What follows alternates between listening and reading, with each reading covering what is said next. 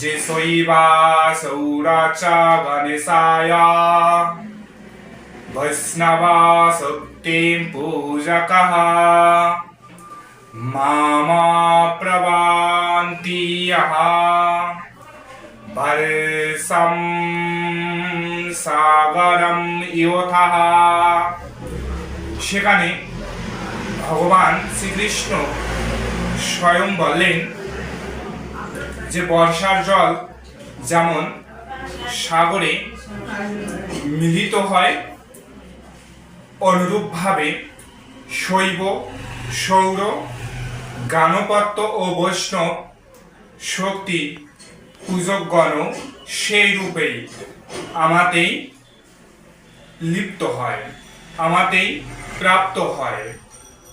চমৎকার শ্লোক ভগবান শ্রীকৃষ্ণ বললেন, যে ভগবান শ্রীকৃষ্ণ সুন্দরভাবে উদাহরণ দিয়ে বললেন, যেমন বর্ষার জল, যে কোনো স্থানেই বর্ষার জল হোক না কেন, সব বর্ষার জল একই সাগরে মিলিত হয়। অনুরূপভাবে ভগবান শ্রীকৃষ্ণ বলেন, যেমন বর্ষার জল মিলিত হয়, অনুরূপভাবে যারা শৈব শিবের আরাধনা করে, অনুরূপভাবে যারা সূর্যের আরাধনা করে, অনুরূপভাবে যারা গণেশের আরাধনা করে, অনুরূপভাবে যারা শক্তির আরাধনা করে এবং যারা আমার আরাধনা করে, এই অতএব ভগবানের মধ্যে কোনো পার্থক্য নেই। তিনি একহম পাঞ্চধায়ম জায়াতাই।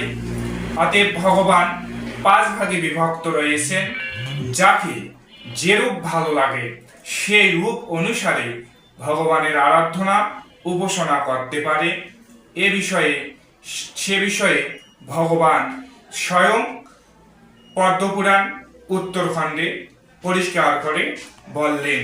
অনুরূপ ভাবে আবারও শ্রীমদ্ ভাগবত গীতায়ও বলেছেন, দেব দ্বিজ গুরু প্রজ্ঞা শৌচনম, যে দেবতা পূজা, গুরু পূজা, বিপ্র ব্রাহ্মণদের পূজা এবং জ্ঞানী গুণীদের পূজা কদাপিও পরিত্যাগ করা উচিত নয়। সুন্দরভাবে আমাদের সনাতন শাস্ত্রে এগুলোর বর্ণনা একাধিক জায়গায় করা হয়েছে। অতএব কোনো দেবতা নিন্দা করা যাবে না, প্রত্যেক দেবতারই আরাধনা করা যাবে, সে বিষয়ে ভগবান সুন্দরভাবে বললেন।